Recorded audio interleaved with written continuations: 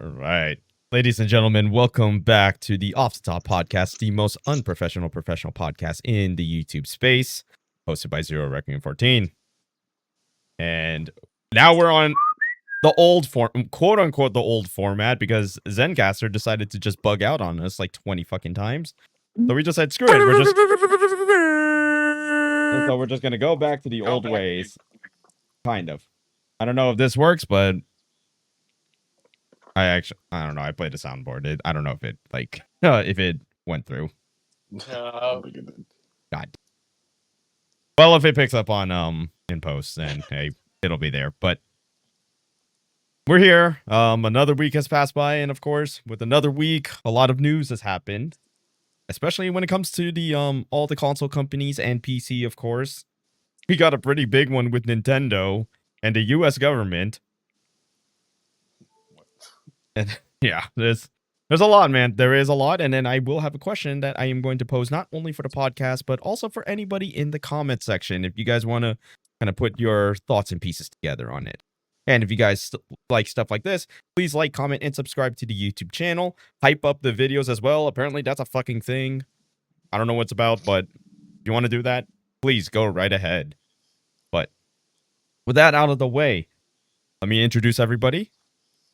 Let's start with first, a returning member of the podcast, Mr. Gavin. Hello. Howdy. Be me. He's been on that Resident Evil Requiem A little bit. a little bit. I only finished it the other night, so. Hell yeah. What are your quick thoughts on the game? I think it's an objectively good video game.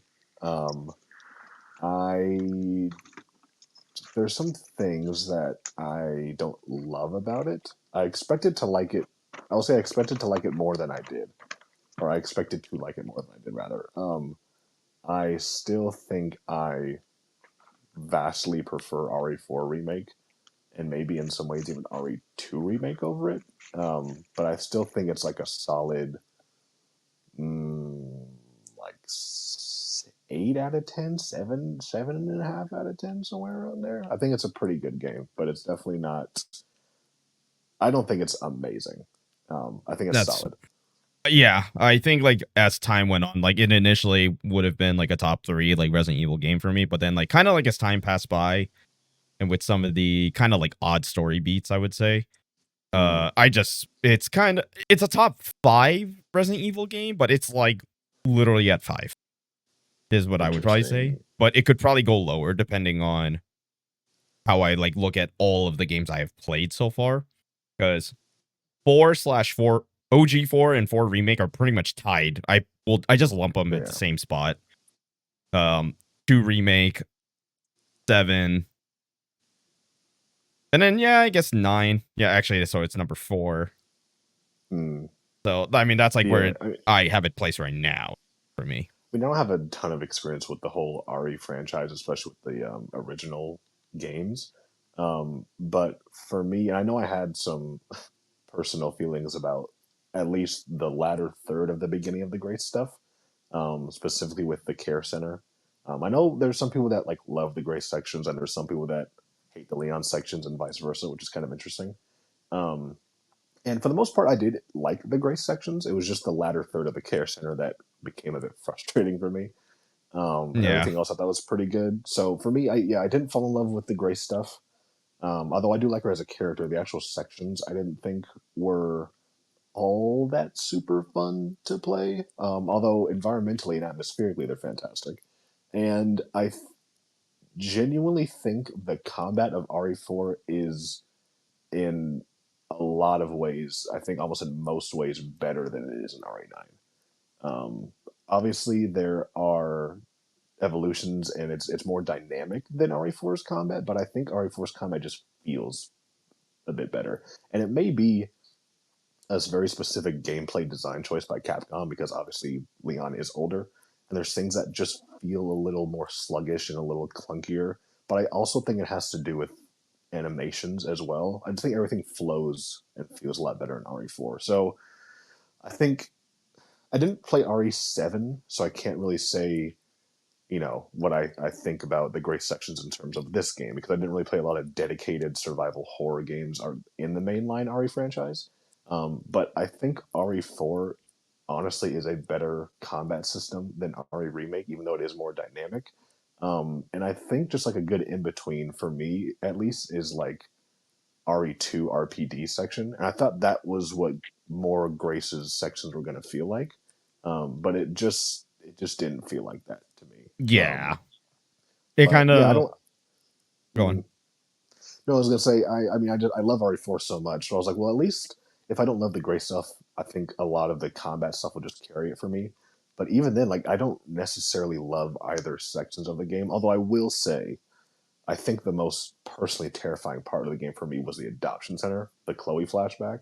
Um, that Yeah, was that was real. I mean, the beginning um, sequence where Grace is in the uh, care Ren. center with the girl, right? She's in the care center that part, right?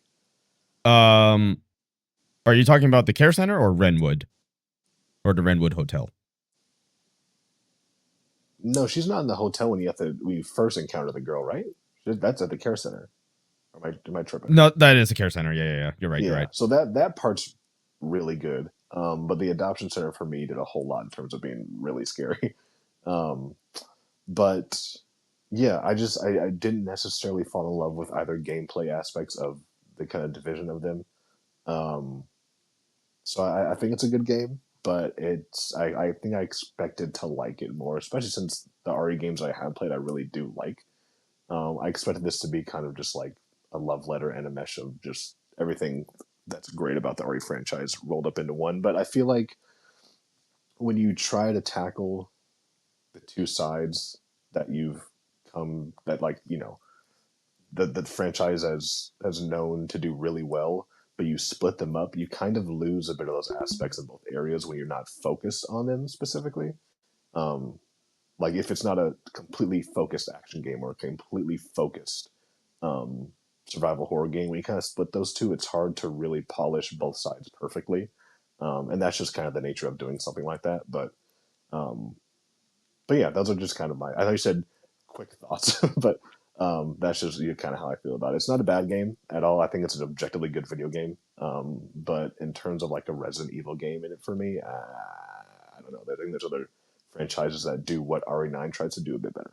Not franchises, games in the franchise that do. Yeah, there's definitely like as someone who's kind of been like really invested into the RE franchise, this has definitely kind of got like a lot of controversy, especially Mm-hmm. with the original fan base and just kind of like a lot of story. Like there's just a lot of retcon changes, which I'm not gonna get into spoilers for it, but Mm-hmm. I'll kind of have like shameless plugins, but I do have at least 4 parts of the Resident Evil Requiem playthrough. I think I got like I believe like 2 or 3 more videos I gotta work on at least. Mm-hmm. So once I get that taken care of, you guys will see pretty much just like that whole entire playthrough. I definitely started to I'm starting to have thoughts on the game. Like I said, like initially, like I kind of had that honeymoon of like, oh, I think this is like one of the best like RE games at least out of the new trilogy. And I was like, okay, I'm like, okay, let me step back. And I was like, okay, it's not the best. It is my second favorite out of Mm-hmm. the new trilogy. Obviously, the first being 7 because Mm-hmm. it kind of coming back down to how it started being in like an actual legitimate horror franchise. Mm-hmm. I do like RE9, like I do enjoy the combat, but I definitely see what you mean like with the whole clunkiness of Leon sections at times. Mm-hmm. And it's kind of like it does some of its parts very well, but there were definitely moments that I was just like like okay, I don't think I could have lived without that. Especially with a Yeah, particular character to say the least. I think the city outskirts were like my favorite, where you're kind of going through that broken down building and like traversing all the way up to the top, and then you like fight up there. I think that whole section's pretty fun. Yeah, It's with the definitely mhm. yeah, I think it's definitely the strongest section for me. Also, all the boss fights were really weak to me. Yeah, I was not feeling like some of these boss fights with Leon because I'm like I feel like I'm kind of tanking through this like way too easily. Yeah, they seemed very. You know, I was playing it on Modern Classic. It seemed very. All the boss fights seemed very straightforward, pretty easy. Yeah, I was a little surprised by that. Yeah, I Even kind more of so than RE4, because that's one thing for RE4 for me. I'm like, I don't love the boss fights; they're good, but they're not amazing. I feel like they were even kind of more lackluster in this game. they feel like very paint by numbers kind of boss fights, in my opinion. I Yeah, think it's the best way to describe it. yeah, they're very straightforward. You have a very clear objective of what you're supposed to do, especially if you've like saved ammo in your in your better weapons. Then you could get through them very easily. I will say that as much as I'm kind of saying that I don't love the combat of the game, that semi-automatic, the semi-automatic rifle that you can find is incredible. Like Oh that yeah, feels and then if amazing you to get the use. charm for it, dude. Oh yeah, and take the scope off. Yeah. Yeah, um, but yeah, good game. Um, but I do not think it's going to be my game of the year. I highly doubt it. it's early contender for sure, but yeah, I Mhm. think like when I start looking at the plane or like when I start looking at the field a little bit more, I'm like, I'm gonna be honest, this game's going can lose out on like practically everything else that comes after. Yeah, I mean, it could Like, win Game of the Year, but for me personally, I'm looking at other titles that I'm like, yeah, this is probably going to do a lot more for me. yeah, I can agree to that. Like, I can definitely say for certain, it's definitely an early contender, but it's not. I don't know if it'll Mhm. last. Once Yeah, like we get through the rest of the year. yeah, especially with, I mean, we'll have to see what Crimson Desert is going to be like on console, and then Soros Mm-hmm. for me as well, and Yeah, another yeah, yeah. Capcom title, Pragmata, is coming out, and of course, looming GTA 6. So, Don't forget but I Phantom feel Blade like you, Zero and Wolverine. yeah, I feel like you can't really put GTA 6 into the Game of the Year category because it's just going to be Game of the Generation most likely anyway. So, Yeah, it's like it yeah, almost doesn't count. yeah. I don't even think It's like Wolverine's going to be. unfair. I would say. Yeah, I don't even think Wolverine's going to be Game of the Year. I think it's probably going to I come don't down think. to either like Phantom Blade, Saros, or maybe even those three that I was looking at: Phantom Blade, Saros, or was it Crimson Desert I was looking at? Maybe. But yeah, I feel like it's going to be Saros maybe. All As much right. as I love Returnal. Hmm. All right. We'll be sure to keep that in mind. Probably like closer to like Game Awards time later this year. Yeah, I'm thinking those some of those three. Oh, or honestly, potentially Lego Batman. I'm not gonna lie. Ooh, yeah, you're right. Lego Batman could sneak in. And yeah, I think it's probably gonna be like Saros, Onimusha too as well. Yeah. So Yeah, that's right. yeah, definitely one of those. I think. But Yep, yeah, yep. that's kind of how I feel about RE9. I guess I'll put it back in the sleeve, ship it back off to GameFly, and swap it for Crimson Desert. There you go. There you There go. you go. Fly. No, still around. I know it's just so funny that I keep forgetting that that's how you do like a lot of your games, and I'm like I should consider it too, but at the same time, it depends on like if it's a game I like really like, I was like I'm buying, and then if Yeah. it's something I'm like kind of like skeptical about, I'll just wait.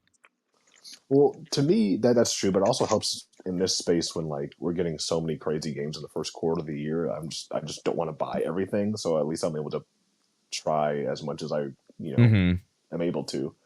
Um, and if I rent like 2 or 3 games a year, it kind of pays for itself. Um, so that's kind of No, how I see there it. you go. Yeah, that makes sense. Awesome. But I know we were going to say like a little bit, but you know how it is with all of us. Yeah. But Uh huh. yep. But Oh. and then the our other two members who are pretty much just returning again from last week's episode, Mr. Read Your Mind. Yep. Uh, Mr. Read Your Mind, how are you, sir? I'm doing pretty good. Awesome. Um, yeah, I'm happy to be back. I'm glad to be back, and also I'm now currently Yeah. employed. Yes, sir. Let's go. This is Congratulations. He developing. So got a job. He yeah, got He a finally got a job. gerb. I'm very proud of myself. You Couldn't have got done a it with my amazing friends here, and so I'm very excited for another chapter in the life. It's gonna be very nice. Hell yeah. Yeah. Awesome. Awesome. While I can I can balance this. I think the balancing act, so to speak, is going to be doing extra stuff while I can, and so hopefully we'll all be looking at each other at separate stages on the same stages. It's going to be beautiful. Yep, sir. And then last but not least, Mr. Trevor. How are you, sir? Hello, sirs. Hello. I'm good. Excuse me if I sound like I'm eating because I am. But and for those who are wondering, I'm having Buffalo Wild Wings, but I ordered my shit wrong. And so I wanted bone in, and I ended up getting boneless, and so now I'm basically having glorified chicken. God damn it! You got the glorified chicken nuggets. The nugs.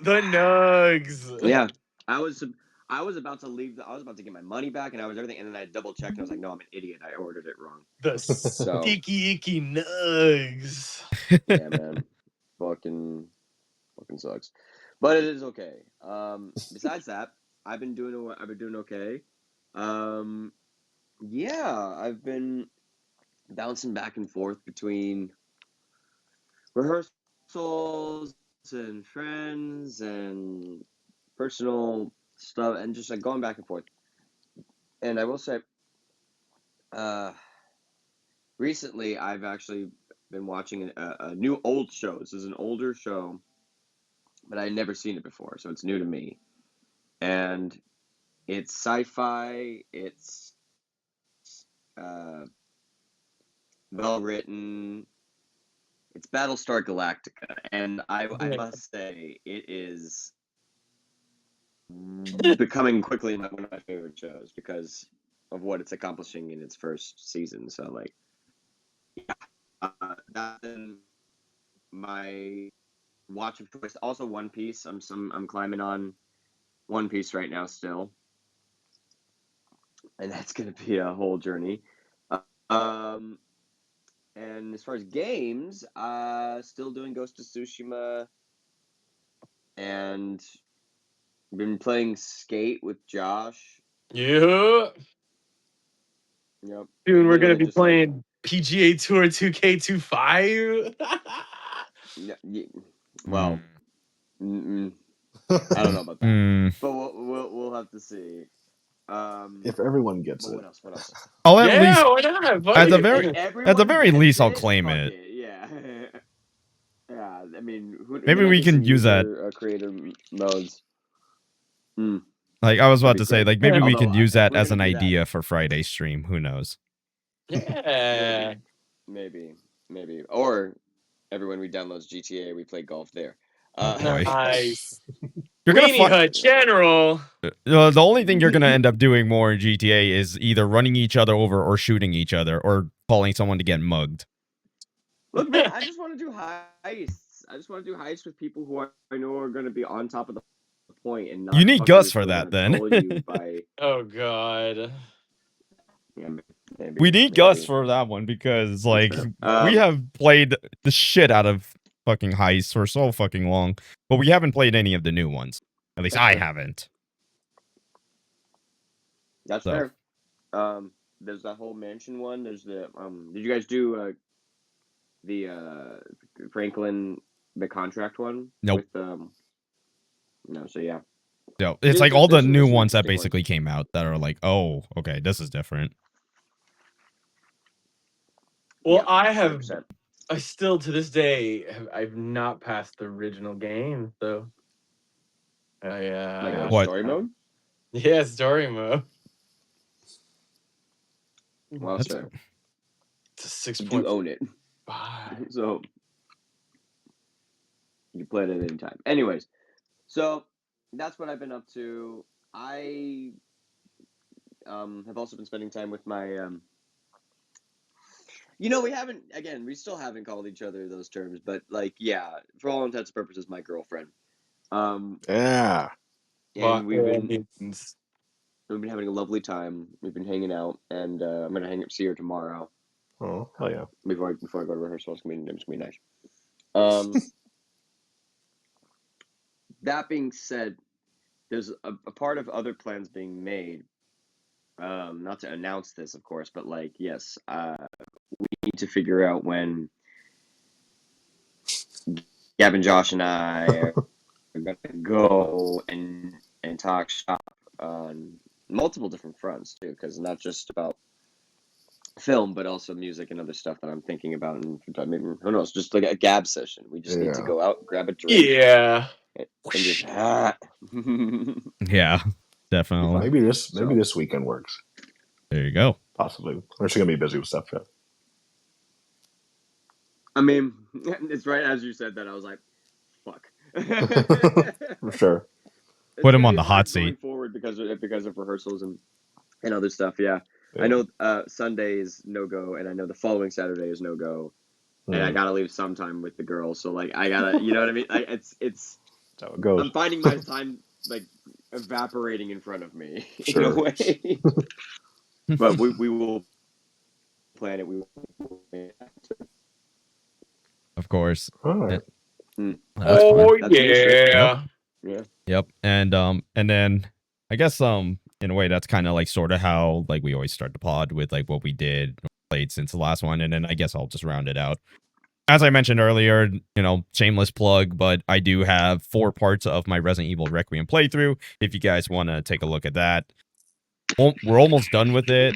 I don't know if I'm gonna necessarily do like a Jesus Christ. Jesus Christ. The fucking What about him? I literally just heard like the wildest echo right there, and it just threw me off. But anyways, shameless plug, like I said, if you guys want to watch the Resident Evil Requiem playthrough, I do have a playlist up right now.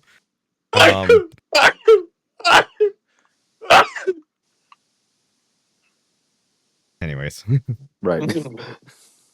Bless you. But, thank you. But yeah, that's pretty much just what I've been doing. In terms of games I've been playing, if anyone has seen it, but I did announce that I am actually officially back on streaming. We do at least have 2 days that we could consider actual like days that I will be streaming, which are usually going to be like Thursday nights, and then Friday, 1 maybe 2 streams, depending on how I'm feeling that day. And hopefully on the Friday stream, I don't have another Tim the Tatman style opening, because I did do like an application to a certain place. I did the interview yesterday, and the offer was just not it.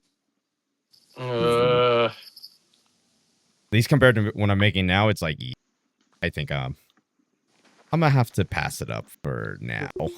Maybe. But it is what it is, you know. But I mean, well, that's pretty much just what's been happening over here. And I guess let's just jump right into kind of, I don't really know how to classify this first topic, but I guess I could just say that it's kind of just more of it's consoles versus PC again. So this sort of just started as a little bit of a snowball effect with Sony versus PC. I did mention it last week that there is rumors that they will be pulling like single player games from PC ports now. And the best way I could just describe it is just only getting sadder like the more news I hear about it, which is number one, one of the supposed comments that was said about Sony doing PC ports takes too long to develop. Now, the biggest issue with just like that statement alone is like that just sounds like you're lazy then as a company, and you are one of the bigger companies in terms of entertainment, not only on the console front but also on the entertainment front. So I don't know how there's an issue with like long developments, but then at the same time, they have been known as a company who can have some interesting products, to say the least. Like, I think we can, at least Gavin and I can agree, maybe you do agree too, Trev, but we think that Spider-Man 2 was not as good as people like to say it is. I mean, right. I think that people were clamoring for a Spider-Man 2 game for a while, and rightfully so, because they stopped DLC after a minute, and then we got nothing for like years. And there's still nothing. I wouldn't say it's I wouldn't say it's awful. I would say it is a great game, but yes, I think that it didn't properly innovate upon it. I mean, it did in terms of gameplay and in terms of other areas, but in terms of like, it's funny because you play through the DLC from the first game and you see elements of what they'll initially add in like Miles Morales, and in every single entry of them, you see their steps of them learning and adding other stuff. I think that it didn't grow beyond because they were only doing Spider-Man content, like really, as far as I understand. So like they were only challenging themselves upon innovating what came before that. And I think a lot of people run into issues when they lose perspective. And I'm hoping that them doing the Wolverine game and innovating upon it like that with that kind of different play style, they're going to add more elements of that game if it does well to Spider-Man 3. So I feel like Spider-Man 2 is this like middle child syndrome right now. It's what we have at the moment, and it didn't innovate enough for people to latch onto it and say this is the next gen experience. But it did provide a satisfying enough game, I think, that it's going to have them learn from their mistakes as they've always done.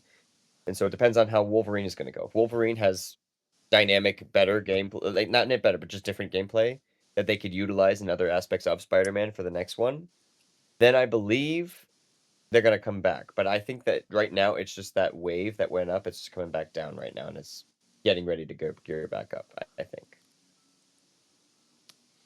Yeah, I don't personally enjoy Spider-Man 2 as much as I enjoyed Spider-Man 2018, but I also believe that, at least on the internet, that game is Spider-Man 2 is absolutely overly hated as well. There are people that praise it and believe it deserved Game of the Year and think it's better in every single aspect of Spider-Man 1, and there's also people that say it's like the worst game of all time. It's kind of ridiculous, but yeah, I don't enjoy it as much as Spider-Man 1. I think the story is a lot stronger in Spider-Man 1, and there weren't enough necessarily evolutions or dynamic differences in the gameplay. They built upon it, but there was only so much they could really do with it that really warranted being like a true sequel. I mean, as much as I love Sony, it is kind of just another Sony AAA safe sequel. And it's kind of the very similar way I feel about like God of War Ragnarok. Yes. I do think that the first installment of both games is better, but I don't believe that the sequels are objectively bad games. I don't think they're just great sequels. Yeah, it's Mhm. in a way you could in a way, like the more I think about it, that kind of feels like how like Requiem is like a little bit. Mm-hmm. While they're fundamentally like as a game, like as a product, they're very good games. But when you Mm-hmm. kind of compare like all the predecessors of like said games, they're not that comparable. Like they feel either a little too safe or they're just not that innovating.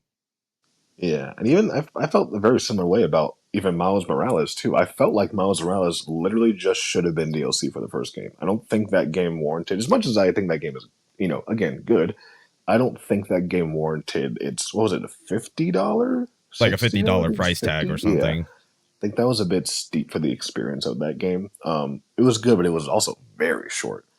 Yeah. I think that should have been kind of tacked on to one of the DLC packs or just its own DLC for the first game. That felt very similar. And Spider-Man 2 does feel a bit different than the first game, obviously with its mechanics, with its gameplay elements, but I think I just prefer the the direction and the focus of games like God of War 2018 and Spider-Man 1 over their sequels, as well, personally, as the Jedi games too. I personally like Jedi Fallen Order more than Survivor. I Um, still have yet to Hmm. play Survivor, and it's just been sitting on on my PS5. But it's I worth think playing. I remember you did tell me that like in comparison to like Fallen Order, it's like it doesn't feel as good. Well, I just prefer the more kind of linear, focused narrative and structure and gameplay structure of Fallen Order over Survivor. Survivor does look significantly better. Gameplay is much more responsive and smoother, and there's just like a lot more to do, but it definitely kind of loses its identity because it kind of wants to be a sandbox RPG kind of game in some moments, and then it wants to be an action game, and then it throws a lot at you. It feels like it just has a lot of like mechanics and systems for the sake of just having it, and it kind of makes it feel a bit bloated. There are things that are objectively better in that game over Fallen Order. Obviously, it's a much longer game. I think the story is still good. Like I said, graphics are great. Gameplay is really good. But I think I just prefer the more kind of focused structure of the first game. Um, yeah, I mean that's how I feel about that. But yeah, I think I wouldn't really say it's a safe sequel. Um, but I just feel like there's elements that are put into it for the sake of it just being a sequel, if that makes sense. There's not it builds obviously something like it kind of just builds upon its the foundation of its predecessor was. But I just think for me, like I said, the focus and the structure of the first game just feel a bit better. Um, Again, all these sequels I think are good, but I think in terms of in comparison, and I know a lot of these are like personal opinions, but yeah, I just prefer like the structure of the first game more, even though there are elements of the second game that I do believe are objectively better. Yeah. That's completely understandable. Mm. So like we even like, before we just like we don't want to keep regurgitating it, but Yeah. Gavin, you and I have a 3.5 hour video of Ghost of Yote, and we kind of just like we just agreed that there are elements of that game that are done very well, but in terms of a story, it's just not that comparable in comparison to Tsushima. Yeah, Like, and it's funny. I was thinking about that today in terms of thinking about what Legends is going to look like. But yeah. I yeah, mean, I feel like Tsushima just had a bit more impact and better characters. Although again, there are things that are objectively done better in Yote, like the exploration and the combat. But and I do think in the space of all these kind of Sony safe sequels, it is the least safe feeling sequel. I think it still does well enough job separating itself from Tsushima, but I feel like Tsushima was just like so special and so polished and so well done that there was only so much they could really build upon, which is kind of just like the, not the fault of, but kind of just the circumstance that they were in, or like, damn, we created this amazing experience. How are we going to kind of outdo that? And there's only so much space you have to really go from there, which I understand. I think it is one of the better quote unquote safe sequels of this generation. But still, it didn't feel like in every aspect it was a better game than the first one. yeah, and rightfully so. So, Mhm. and Yeah. like with the kind of like reports of like Sony, just the plans of them supposedly, and like this is going as far as like it's likely Ghost of Yote and Wolverine will be affected by this report, but Sony is looking to not port those games over to PC. And what their claim is that it just doesn't make as much money in comparison to when it's launching. Now, the problem I have with that is, well, number one, you kind of take a while for these games to port it over to PC. Let's just get it out of the way. Mhm. How long does it take for like all the like PlayStation games to eventually end up on PC? Probably like a year at At best. least. Yeah. Yeah. Like a year at least, and that's like already when the game's already just out of the zeitgeist of the gaming community.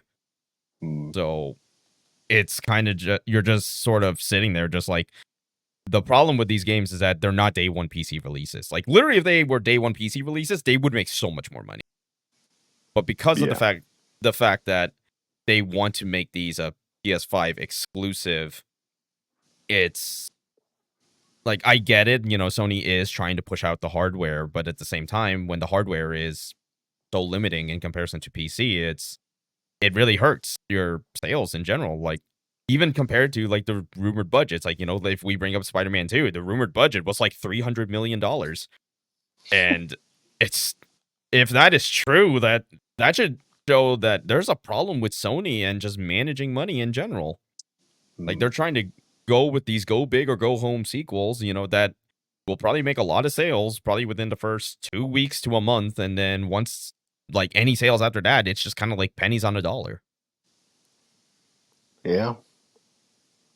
So, and this kind of just also brings up the fact that this report also likely came out of the fact too because at least with the Steam machine and then the recently announced Project Helix for Microsoft, which are both going to be basically PCs on their own, it's likely that Sony saw that as, wait a minute, we're giving our products to competition.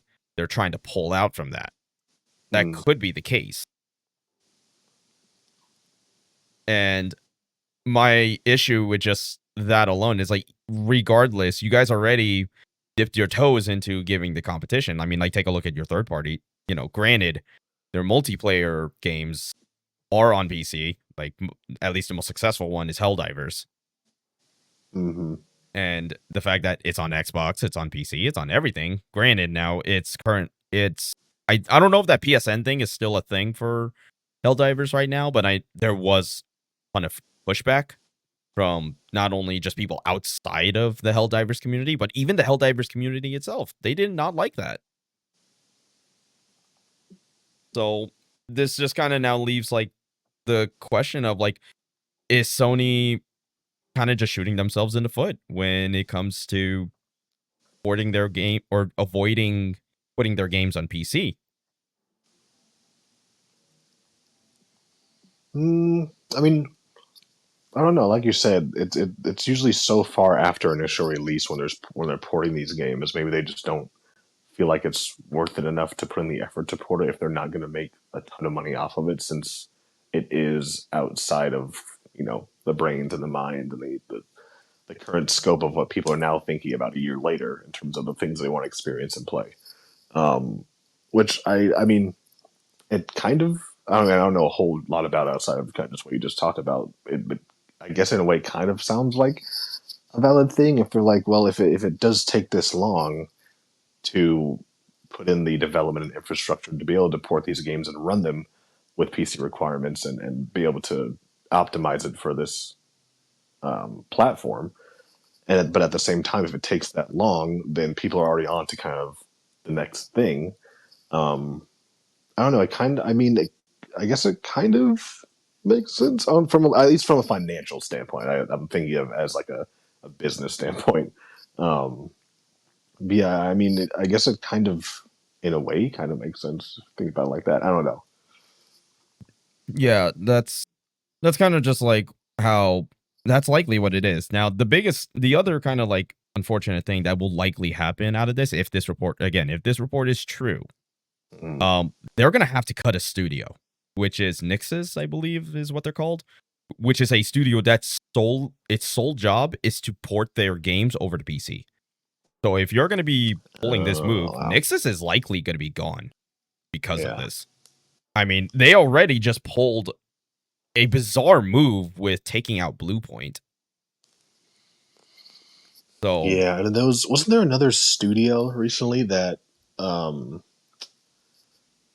gosh, I forgot what other studio got canned, and they were making that one kind of Yakuza like game. we can Who's that? actually we'll jump into that shortly. Okay. Because TLDR, that one's a separate company, but we'll Yeah. touch base on that shortly. But yeah, like, that's kind of just like the big concern that I have about this report. Sony hasn't said anything themselves, so right now it's speculation. The only way I can really see them, though, going against this report is they're opting to finally just say, screw it, everything will be PS5 and PC day one. That's literally the best way you can do. Granted, it is kind of a risk too, because it is going to be more money that's going to be put into it. But if you think about it, even though they're spending more money having a launch like that, they're going to make that money back a lot faster than in comparison to how they're doing it right now. Yeah. And maybe I'll get my Bloodborne remake. I don't know. One can dream, man. I don't know, man. It's It getting is less and less contagious. like. Don't worry. The clown makeup and the wig are just hiding. They're here. Off camera. It's somewhere. It's just somewhere nearby. But while while we move on from Sony for a little bit, so we kind of had another update about the Steam machine, and it just pretty much just put everyone on a fucking like heart attack, and then they kind of damage controlled it, but we're still concerned about it. Which is on a report that was just talking about like their financials. They just said the Steam machine initially, the report said that they will hopefully release it in 2026. To now they're just putting their foot on the ground that it's going to release in 2026. Now, the big issue is we still don't have any word of price, and we don't have an exact date of when this is going to launch. And of course, the very thing that they're concerned about, they don't know how to price it because of the current market when it comes to just like parts for the Steam machine. So, and on top of it, you know, Project Helix, that got announced, and the only thing that it said was that it will play your Xbox games and PC games as well. So, in a way, it's kind of like all three companies are in a weird like Going against triangle. Yeah, in a weird way, they're going against each other, but not in the exact way that we would think. So, and it sort of just begs the question still, like, is there still hope for that the Steam machine can still be a successful console, or are we starting to lose a little hope on it? I mean, yeah, I mean, a lot of it comes down to sourcing, but also obviously a dedicated price. And it's, I think it's getting more and more evident, especially with like the release of Requiem as well too. And I mean, I guess if you want to really talk about your ray tracing and this and that, but like, how much better are games going to look where they are really going to warrant another $600, $700, $800? What? To the point where you're getting minimal upgrades at best. Like I know that PSSR is cool and powerful and ever, but it's like at this point the minimal differences that we're getting with these pro consoles and these new consoles and all this technology and everything that's going into it is costing so much money for such little graphical or performance differences. I mean, I guess it's more going to come down to like accessibility in a way, but there was a significantly bigger leap in performance is the word I'm looking for. Capability between the PS4 and PS4 Pro than the PS5 and PS5 Pro. And the fact that, I mean, I think it's good that, I think I've been hearing that we're probably not going to get a PS6 now until like closer to 2030, which is good. Jeez. But I I feel like, prefer it that way. yeah, because I feel like this console generation is just now really starting to stretch its legs and really show like what is capable on. And I still have, you know, a base launch PS5. Same. Is still capable on this system, regardless, you know, let alone the PS5 Pro. I feel like there's really, unless, like I said, for accessibility reasons, you want to play certain things to be able to, you know, play things from this developer and have more access to certain experiences. I almost feel like there's like no need for another modern next gen console anytime soon. Like I feel like we were just starting to really utilize the capabilities of the consoles that we have now. That it's really hard to justify spending another lump sum of money for another console that is really not going to be able to do that much more significantly to warrant its asking price. On top of that, in terms of creating new visual, well, I guess like monitors to experience these things on, like we're in a space where, I mean, I know maybe 8K is going to become a thing and higher refresh rates, but right now, with displays on the market right now, that's more than adequate enough to get what you want out of your system. But you basically just need, you know, I wouldn't say basically just need, but you know, 4K monitors with HDMI 2.0 and high free refresh rates and ALM are very accessible now. They're kind of expensive, But they're out there now and they're available. So I mean, in terms of that, like, what do we need beyond that to be able to utilize another next gen console? Like, I just don't see the need for that right now. It just seems like we're just really getting into the utilizing what these consoles can do now. Another generation of consoles, I feel like, is not going to be necessarily necessary for quite some time. So it's just hard for me personally to really justify that move. I mean, I don't know when it's coming out this year. I don't know. It just seems like an odd time. Like we just don't really need it right now. Yeah, at least for PlayStation. Like, yeah, like Well, even Xbox too. yeah, like if Xbox is supposed, because if this Project Helix, like, it's again kind of like the Steam machine on paper, this is a very enticing machine. The problem is always going to be the very thing that we all got to ask: how much is it? Yeah. And with current market right now, and the parts market just getting worse and worse, like as the years go by, but there is some lights at the end of the tunnel. But even then, like, in terms of right now, it is not a good time to really drop a new console when the parts are getting just more and more expensive for just basically really stupid shit. Let's just call it as it is. Yeah, unless it's going to be a high performing console at a very affordable price, Exactly. like budget price. But even then, it's like it's hard to compete with what we already have with PCs and with the Series X and the PS5 Pro. Like I just, unless you don't have a console, I guess I don't know. It seems like a weird space to launch a console in right now. Yeah, definitely. Unless you're just like a performance nerd, I guess. I don't want to use a derogatory term, but unless you're just a performance guy, and you really need to like have max experience performance on everything, yeah, like unlimited budget type shit. Yeah, and I mean, obviously, I've thought about making the switch to the PS5 Pro more so for the sake of GTA. But like for me, if GTA has a performance mode that at least allows it to run at a consistent locked 60 FPS on base PS5, which I don't know, that might be asking a lot.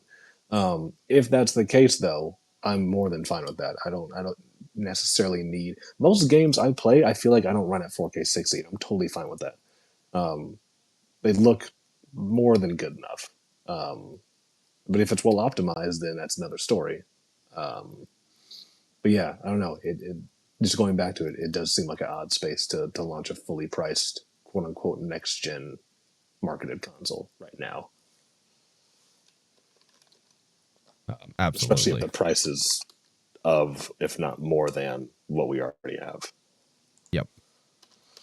And I guess I'll pose this question to Trevor and Josh. Like, what do you guys feel? Like, do you think right now would be a good time to like launch, like, let's just say the Steam machine is, if it's true, Steam machine will come out this year and it comes out, I don't know what the price is. Like, if we predicted, let's just say between $600 to $800, would it entice you guys to get this console, or are you just willing to wait it out until like more products come out? I think it's like similar to how other people test out whether or not they should get a console. They're gonna wait unless they know what kind of games and what shit they're gonna get immediately, and they're hyping themselves up for it.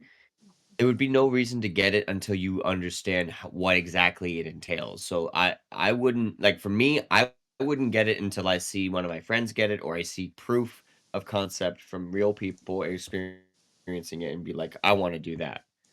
You know what I mean? Yeah, 100%. I feel like for the Steam machine in concept alone, you can gather what you could do. But like, if you are a casual gamer on Steam and you're not really no, of course don't get it. Stay on your stay on your laptop, stay on your, you know what I mean? It depends on what you're going to do with it, what it can be done with it. And then and if they make exclusive games for it, great. If they don't, and I can get those games on the console I already own, then there's no reason to shell out all that extra money. You know what I mean?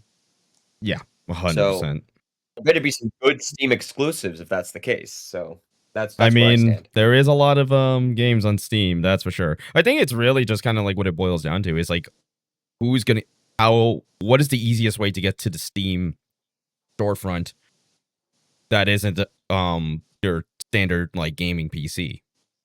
And obviously the Steam machine is supposed to be the answer to that, but we're still waiting. And then Josh, did you want to have like a little bit of a 2 cents on that? Like, honestly, I'm with the popular crowd. If I find, oh shit, dude, this thing's revolutionary, then I'll definitely, give it a shot. You know what I mean? Definitely not waiting all the way till 2030 for the damn PS6. So I'll definitely wait. Well, not wait. Well, get a you know what I feel. mean. Like, just kind of just get a feel of like how the public market is. Yeah, if the hype's all of what it is to be, then the juice will be worth the squeeze. If that makes any sense. Yeah, I get you. Yeah. Yep. But all right, let's we're gonna go circle back to Sony because apparently, once again, if the PC, the little PC war they're having is one thing. Oh, actually, before I go into Sony or this Sony topic, let's remind everybody, the reason that Sony trying to opt out of PC gaming or PC ports is not a good idea. Well, let's just put it this way. Now, granted, I think the comparison is a little bit unfair, just considering the company we're going to talk about. In terms of like Resident Evil Requiem, PC made up like 50% of its sales. Now, granted, Capcom is a third-party company. It's not a console company. So I think that, while maybe that's just kind of giving benefit of a doubt, but at the same time, it's still the fact that like Capcom is fully aware of who to embrace, which is everybody, no matter what front you're on. And that's also what I appreciate about Pearl Abyss. Apparently, I don't know if you heard, I guess Sony approached them to basically make their game a console exclusive, and they were like, no. I know you're going to pay us millions of dollars, but we'd rather take the not price cut, but we'd rather not take the money if it means that everybody is able to play it and it's available for all platforms, which is really cool of them. There you go. Uh-huh. Fire. That's honestly the correct response.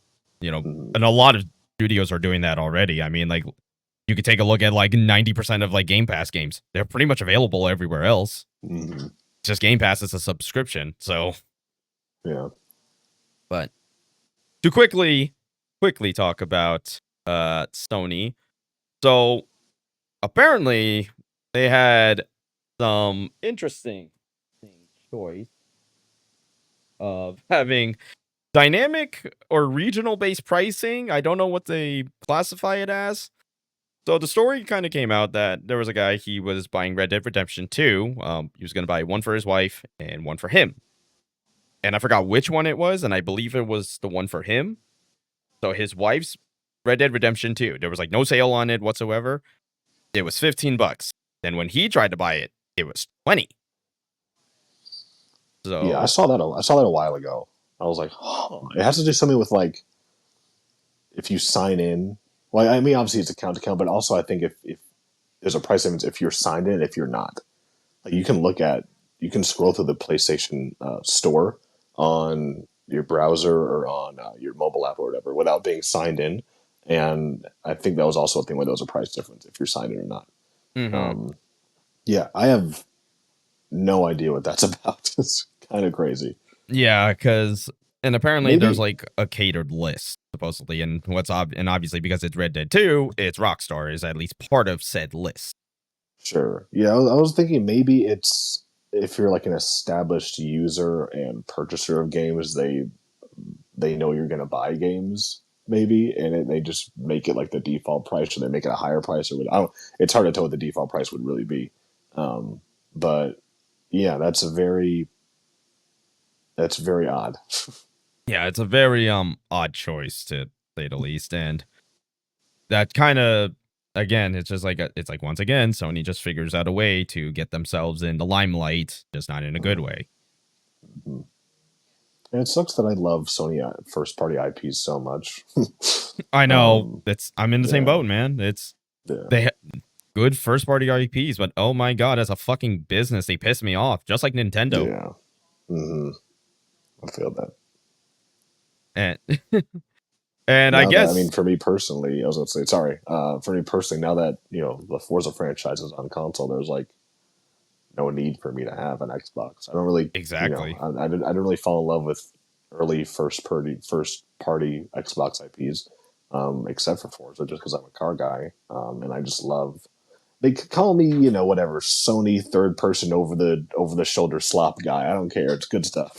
Sad But dad game.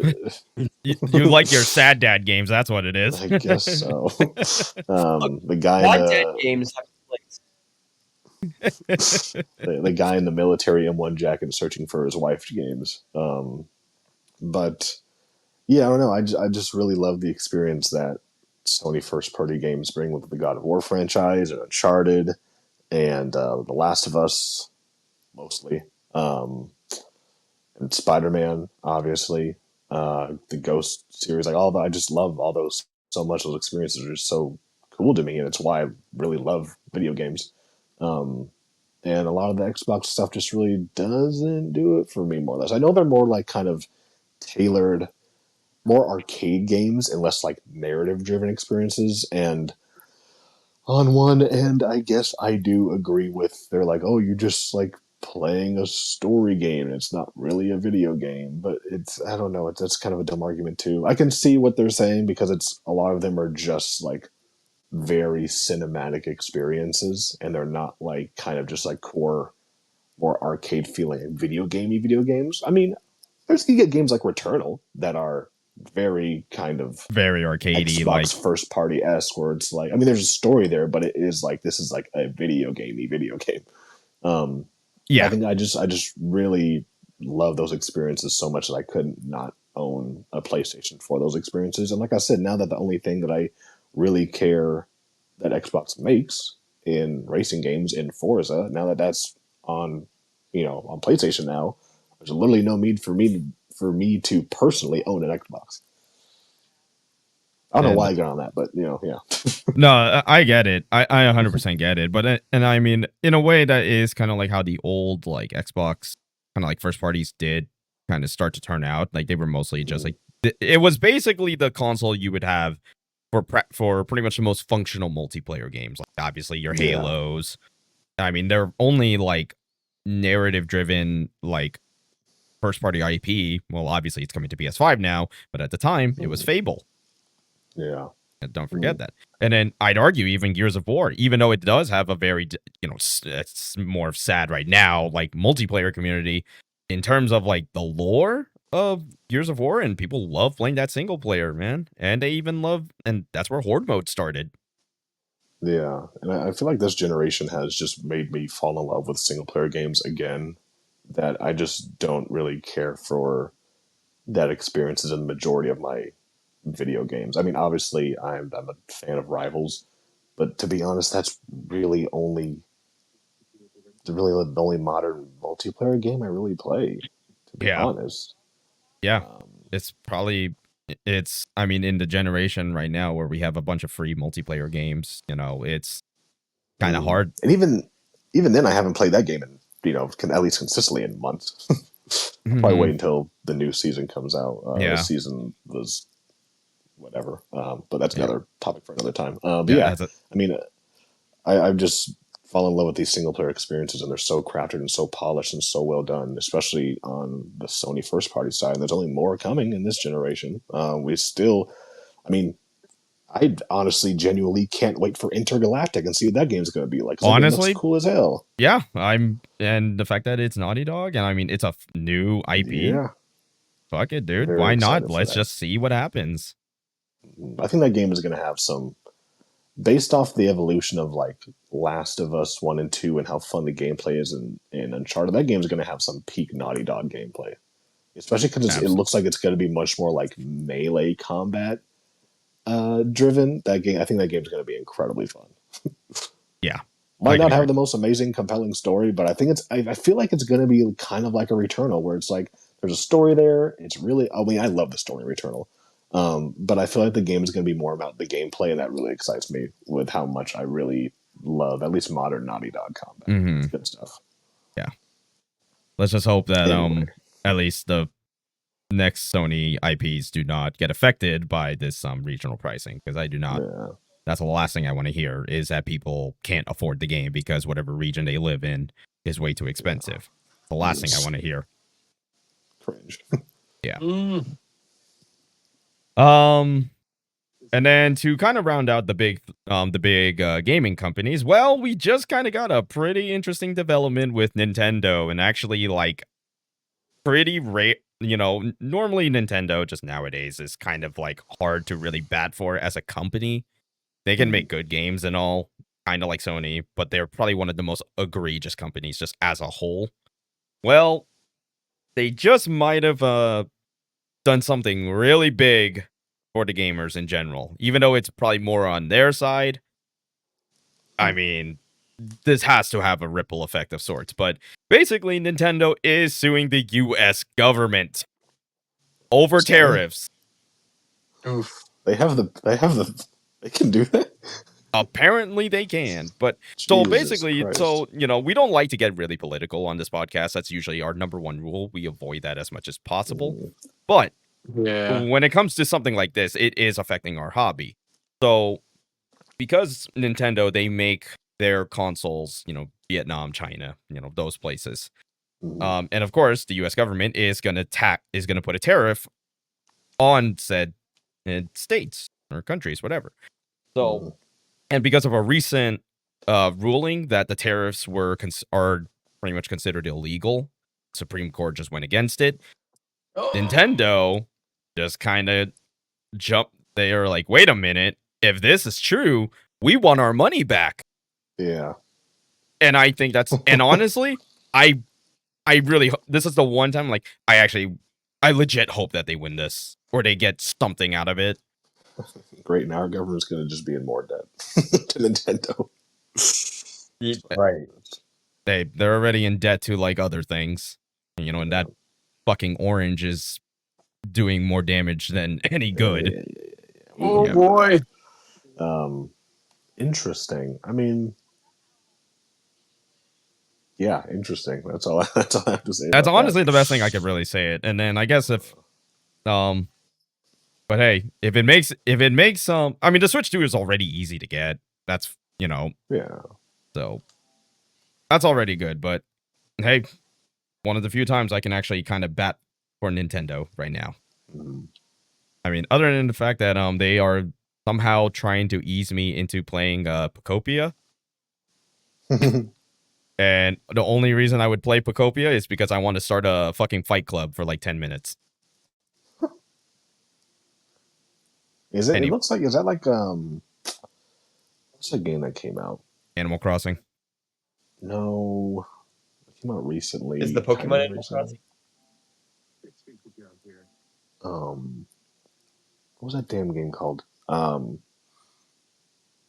That was like it was like a Pokemon Light, or like rather. Power World. Yeah. It's kind of what it. I mean, I saw like one clip of it, and I was like, "This kind of reminds me of Power World." Not like that at all. Fair point. Now, the fact that you could say it reminds you of Power World first is pretty. I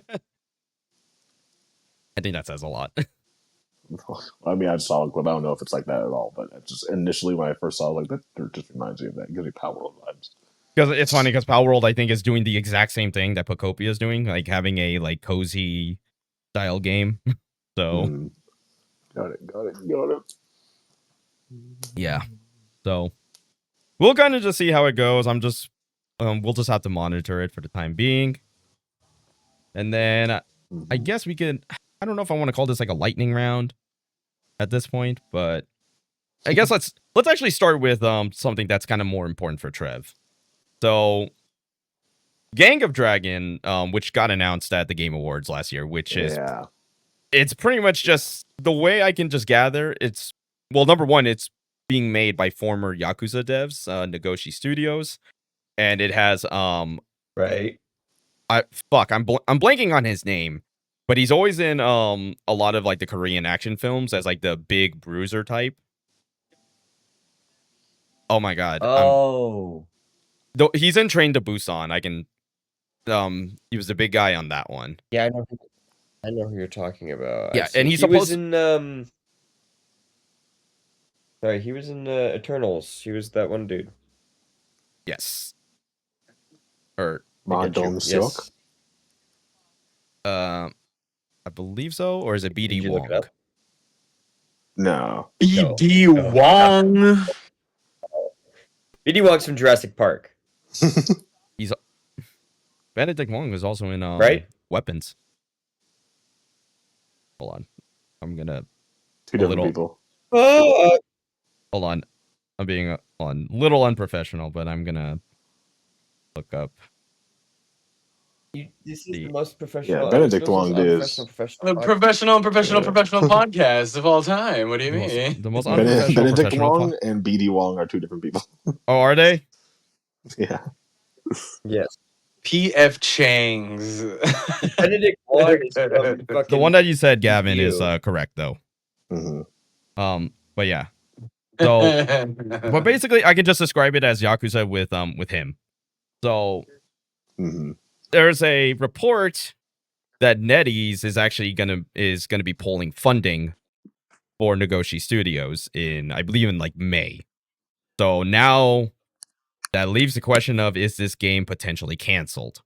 Because they could still go look for a publisher, but it's looking a little bleak, considering the fact that they just announced this at the Game Awards, and it's got enough interest because one, it's former Yakuza devs, and they have an actor that definitely works for a game like that. Interesting. Yeah, that's super unfortunate. I mean, it's again, it's kind of like almost in a way like half the games that got announced at the Game Awards, which we'll talk about another game, is getting canceled.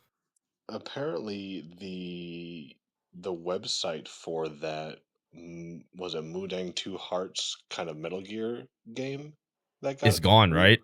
Well, yeah, it's like been down for like months. So Yeah, people are saying that might have gotten canceled too.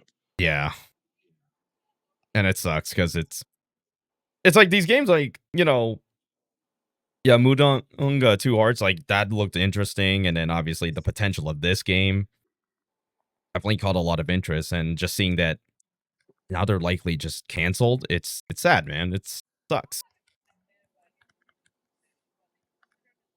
I mean, I don't know what else to say. At least we are getting another one of those. I don't know if it's developed by. I'm blanking on the name. The actual Yakuza devs. Strange. Oh, what's it called? Is it something about a stranger tomorrow? What the hell is that game called? Trev, do you possibly know what it is? Jesus. What? Sorry. I'm gonna. It's a. Let me see. I'm gonna look it up right now. Okay. So I know what I'm talking about. But I guess. Excuse me. I'm multitasking. You guys started talking about Ghost earlier, so I was like, ooh. So I've been quietly playing Ghost of Tsushima this entire time. Stranger Than Heaven. Sorry.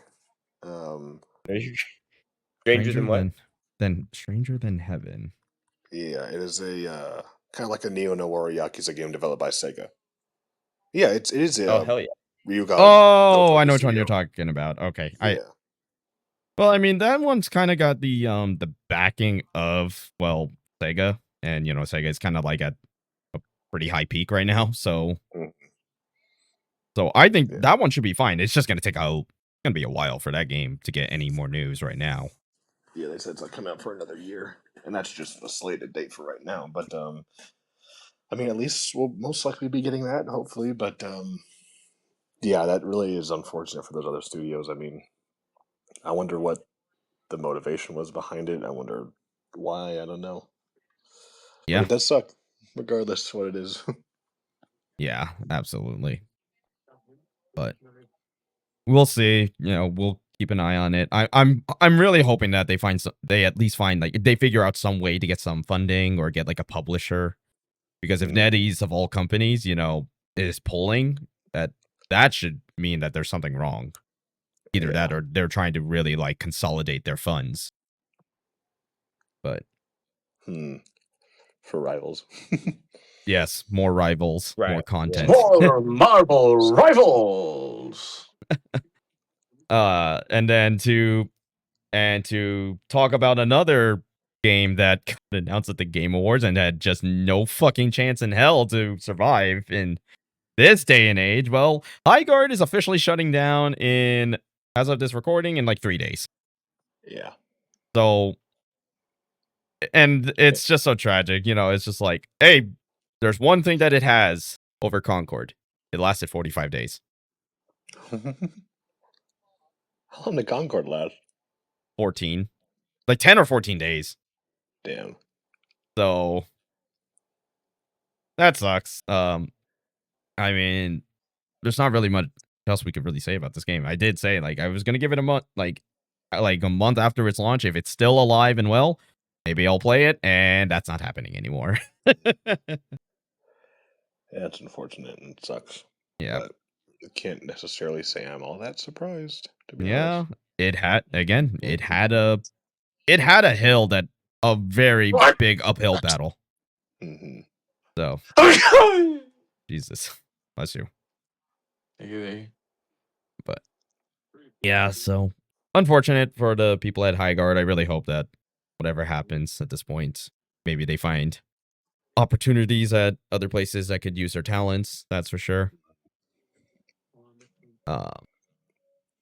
But we'll swing it more on the positive side for this one. So Capcom Showcase happens. It honestly, from what it sounded like, it just sounded like a showcase that could have been an email. But at least for me and Gavin, probably one of our anticipated games, Pragmata, actually got pushed back a week from its initial release date. So now it's no longer on April 24th. It is on April 17th. And yeah, push forward? Push back. I don't know. Yeah.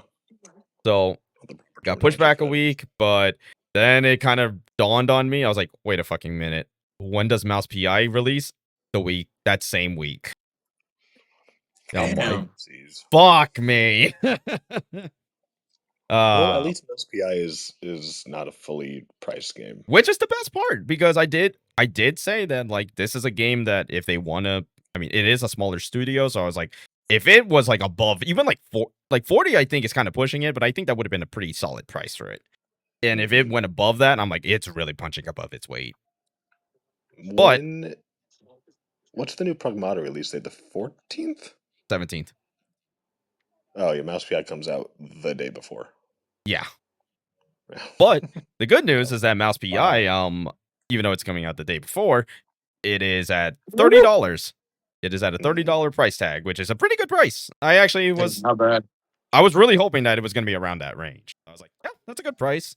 I'll probably give it a shot. Once I'm done with Pragmata, maybe I'll pick it up on Steam by then.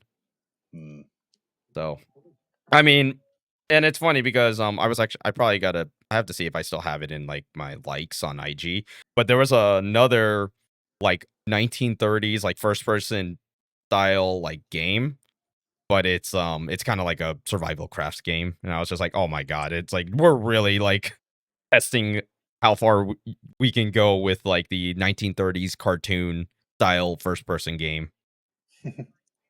Hey, I don't mind it. It does look cool though. I mean, Skullgirls I think is still like one of the best like representations for a game that uses like hand drawn animations. So that's always cool. And then I didn't have this listed in topics, but I guess just to quickly mention. So obviously Ghost of Yotei Legends. I think we mentioned it a little bit, and I mean it just looks like more or less what Tsushima Legends is going to be. Yeah. I take Gavin and I will check it out. Maybe we'll probably report on it by then. We'll see. And And then crazy enough, I honestly didn't realize it was actually this soon, but 2XKO is actually getting a pretty big update, March 10th as well. Oh, And they just basically gutted the shit out of Yasuo. So he's probably gonna get less representation, like in tourneys, but there's definitely gonna be more like Vi, Alawi, and Ari is buffed essentially. So basically the new 3 like meta characters, and then Warwick got severely more degenerate. oh, jeez. Yeah. I'm still gonna play Warwick. He's still on the team. I can't even imagine that. Oh my god. Well, there's a whole. I think they have it on the Riot Games website for 2XKO. So like, there's a whole like bunch of notes on there. And then quickly talk about the kind of like our judicial system in the U.S. Well, kind of a W against AI. So pretty big W on this one, but Supreme Court did announce, or I'm pretty sure it's Supreme Court, if not some extent of it. AI does not fall under copyright protection as it needs a human creator to qualify. Nice. So, Robots exist. robots exist. They cannot be under copyright protection. That is crazy. Good. That's a big win for We now W. see robots as a human race. The fact that people get offended when we call them clankers is still like the funniest thing to me. I'm like, y'all want to fuck a robot now? Nice. That's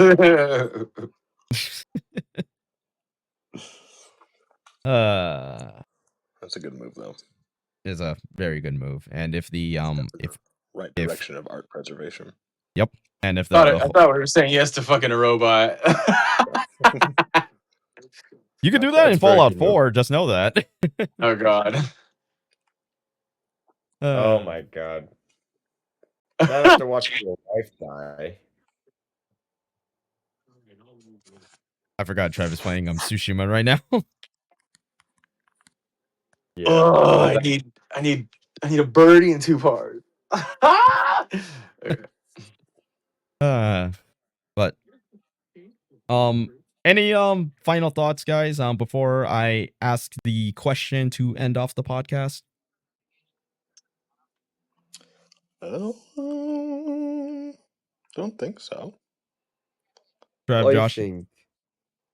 I think I want more Wombo in video games. Honestly, absolutely. We need more Wombo. Yeah. More Wombo. And that means give us Cartoon Network and Nickelodeon tie-in games from our childhood in one big remasters. Mike, drop. Thank you. Good night, everybody. All right. That is very wishful thinking. Lofty wishful thinking. You can wish for Bloodborne remastered. I can dream Harold. All right. And and we are going to end off the podcast on a question, not only for all of us, but also a question for the comment section, if you guys are interested in participating in this part.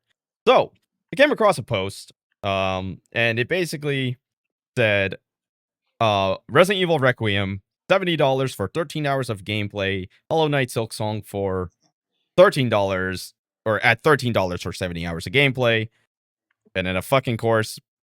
There's going to be a discourse, and then I even saw like funny edits of it. Someone put 1,000 hours for $0, and they put Genshin Impact, and someone tweeted, "You pay with your soul." So, and I guess, and this is the question I want to pose to everybody. So, let's just say at $70, you're going to buy a game. Would you rather have a game that's like severely bloated, kind of like just standard Ubisoft open world games, like where there goes Trevor. Oh no. Damn. Here lies Trevor. Oh no. Unless I don't want to talk about this.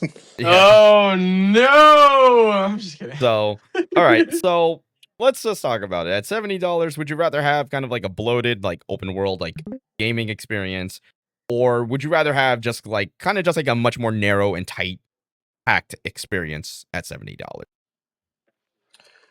I will. What do you mean by narrow? So like more like so kind of like how Resident Evil Requiem is, where it's kind of like a more linear, like packed experience of a game at Rather than an open $70. world? Yes. I like open worlds. I don't know. It really depends on the story of the video game. Really, I'd rather pick like a Metal Gear Solid game at that point than instead of the bloated. You know what I mean? Like instead of like a kind of like checklisty open world game. Yeah. But wait. Oh. We've been playing Detroit Become Human. And that is nothing. I mean, that can It's branch off. So it feels like you have more choice because you do, but it is very linear. Like once you make that choice, you're on a set path. So yeah. like, It's. Eh. oh, Damn. well, all right. He- Next time on the podcast, I lose a friend. No, I'm kidding. Let me see. But I feel like I don't know.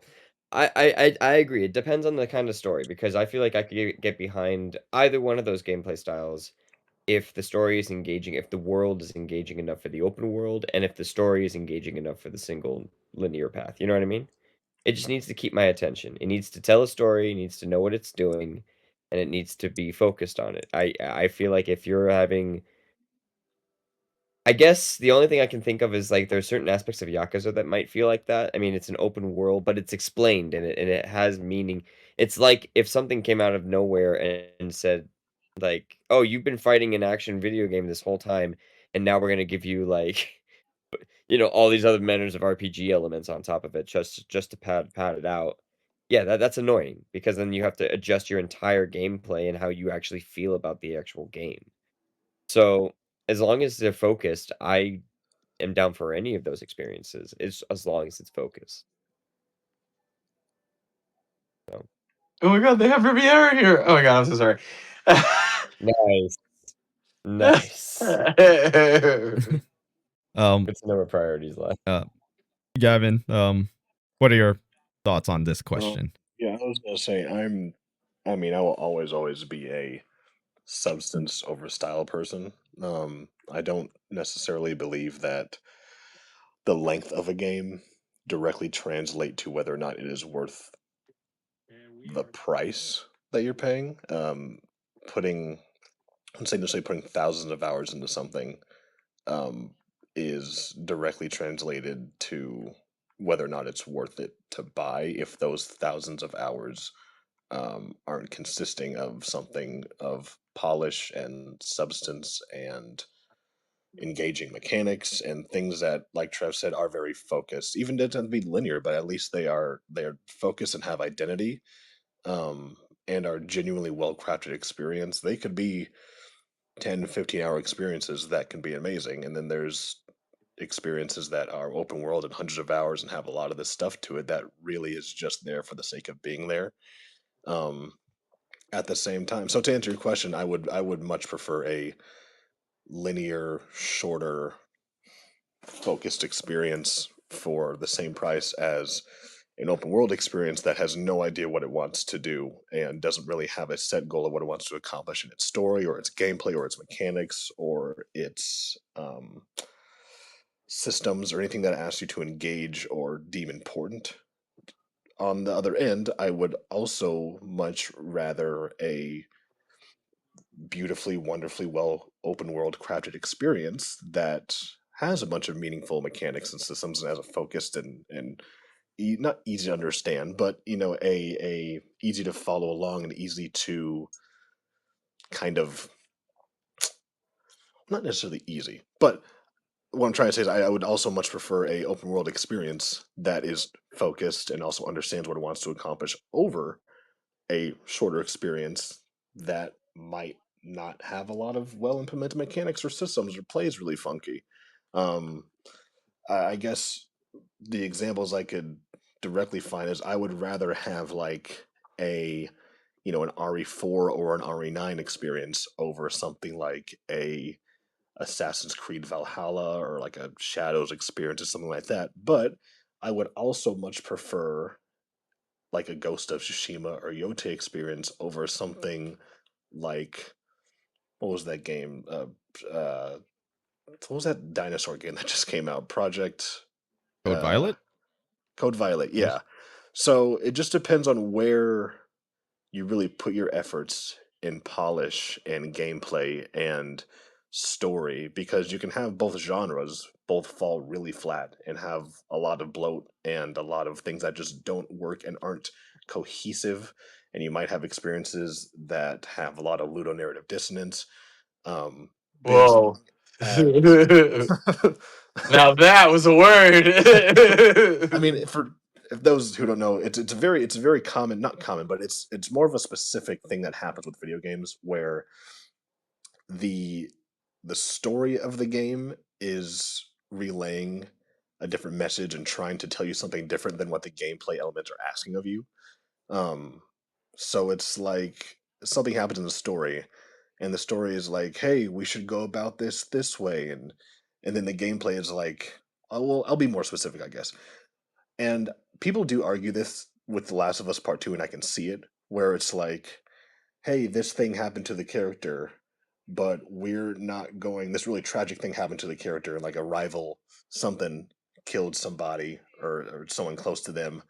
Um, but the story is like, no, we're going to you're not if you just go back and take revenge, you'll just become like them and you'll be no better than them.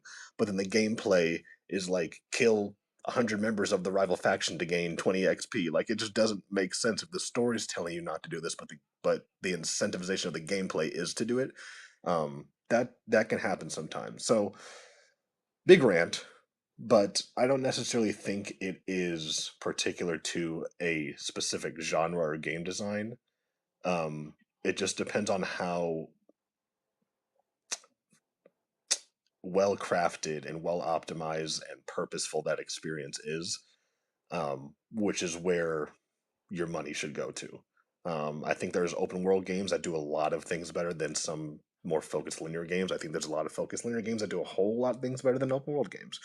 Um, so yeah, it depends on where the craft and care is put in, and if it's a style over substance thing, which just happened a lot, um, that could be there, unfortunately. So I say just do your research, understand developer focus and where things are coming from, and understand track history. Um, if you know there's a company that is known for putting things in it for the sake of putting things in and adds just a lot of bloat, or you know there's a company that is particularly not well at optimizing things, then that's things to consider. Um, but yeah, it just depends on where those things are focused and the efforts that are put in certain areas. That's just me. Yeah. Um, and I'm kind of like for the most part in like the same boat. If I'm spending $70, I want to know, well, one, what company is doing it, because like the most common thing, like if I see like I think I remember when Star Wars Outlaw was being shown, like initially, I was like, okay, open world Star Wars game, and it's having a different type of character being like an outlaw, as the title states. I was like, cool, okay, like who's making this game? Then I saw Ubisoft, Mm. and Oh I no. and I said, I'm good. I'm like, Sorry, what are you saying?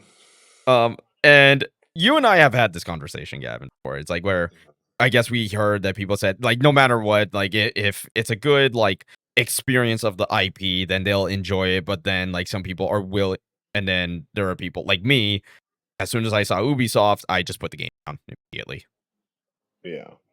And that's where it is. I feel like a lot of it just comes down to personal preference. Like if the IP can carry your interest enough where it doesn't matter who is making it, then that's cool. for a lot of things. Oh, I mean that's happened for me too. I mean, I love this specific thing or this IP or this idea, and it's like unfortunately, there's only one developer is making a game like this, so this is kind of my only experience with it. So I kind of have, if I want to experience that, I kind of have to play this game.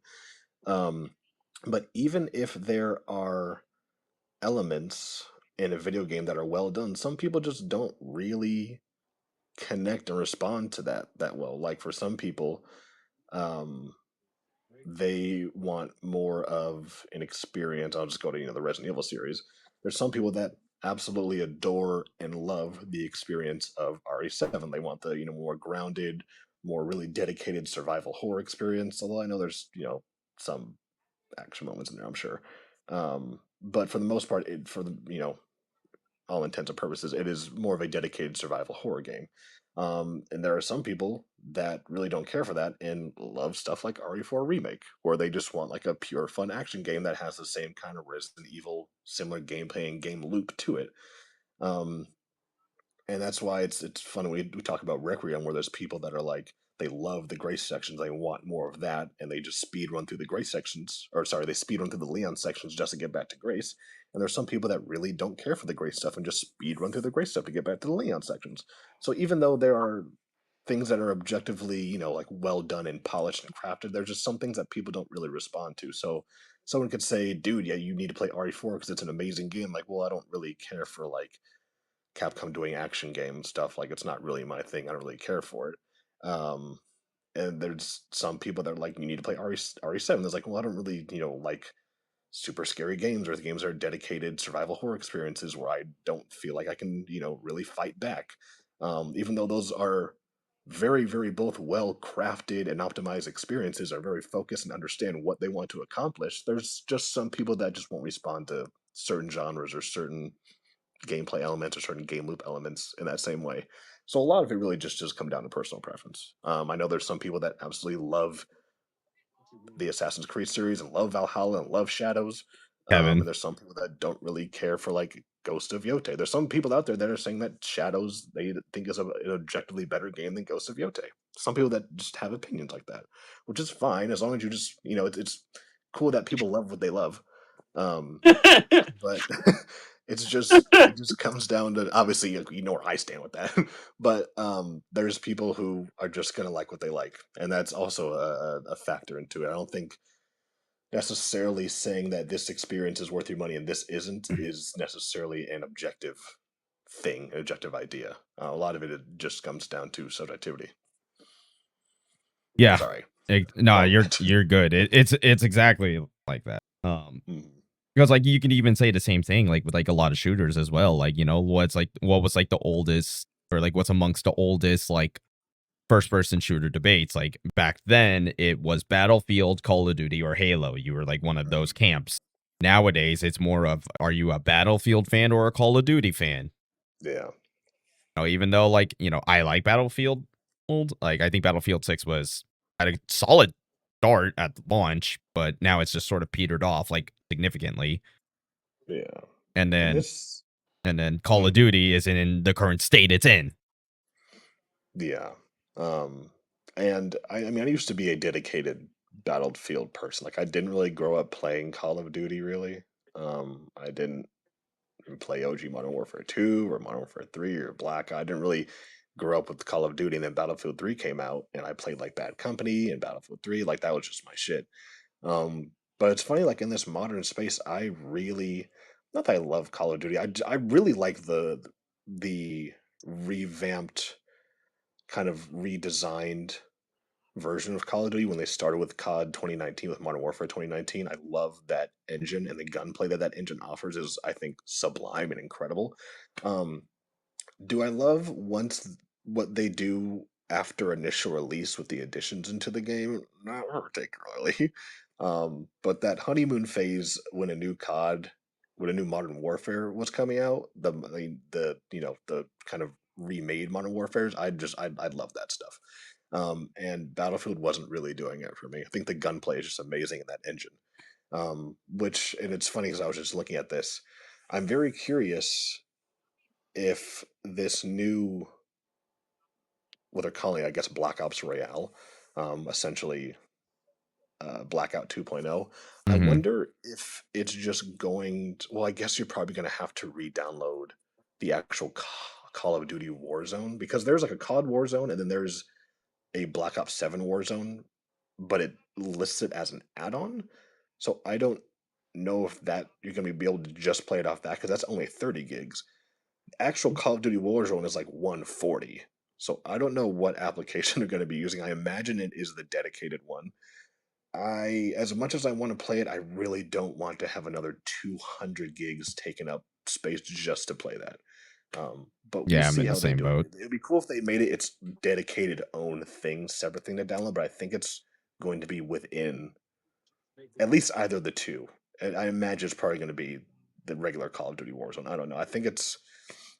I don't know if it's. It looks like it's from the Black Ops 7 engine, so it could just be an add-on. But you might have to have Warzone to have that initial add-on anyway. So uh, I don't know. We might be looking at another 200 gigabyte Call of Duty download again. So not very exciting with everything that's coming out soon as well. I think Crimson Dead is going to be close to 100 gigs on launch. So I wouldn't be surprised if it's probably at minimum 100 gigs. yeah, I think it's like 90 something, just maybe just over 100, somewhere around there. But yeah, I just, if I don't have the space, oh well. Like I already deleted Fortnite and Gran Turismo 7 because GT7 is massive. Um, I I I might have the space now at this point. But it's just seeing that Call of Duty just takes up 200 gigabytes just to play the game is insane. Yeah, that's the only Absolutely insane. reason I don't play Call of Duty just in general now. Like I don't have enough space and I don't want to like lose my fucking hair like as it is That's playing fair. that. But yep, I think that's a good way that's a good spot to end it on. Thanks everyone for watching this, and I want to thank all my guests right here for joining the podcast. Always a fun time. Yo. Anytime I'm free. Yep. Yeah, of course. And Gavin always hiding in the shadows. Yep. All the time. When are we getting a dedicated YouTube channel for you? Never. Ah, Nah. damn. One can hope. But I guess first things first, Mr. Trevor, where can everyone find you? PJ_DYNO on Instagram. And you can find me in person at the Wisteria Theater starting April 10th for Reefer Madness. Get your tickets as soon as they're online. Pay attention. Follow Wisteria Theater on Instagram as well for any other updates. And music, I'm going to toss it over to Mr. Josh. You can plug the music. Oh yeah, you can find a lot of our art on major music platforms such as Apple Music, Spotify, SoundCloud, and stuff like that. At RDYRMND. Read your mind with no vowels, just consonants. Yeah. All right. And of course, you could find me, Zero Requiem 14, on this very YouTube channel, along with Twitch, Instagram, and TikTok. I do use those. I just kind of am whatever about them. But you can find me on those. And thank you guys for watching or listening to this podcast, however you took it in. We will be back next week with another podcast, and we will be back streaming as well. Sometimes on Thursday nights, but definitely on Fridays. Until then, thank you guys for watching or listening to the Off the Top podcast, the most unprofessional professional podcast in the YouTube space. Until then, thanks for watching.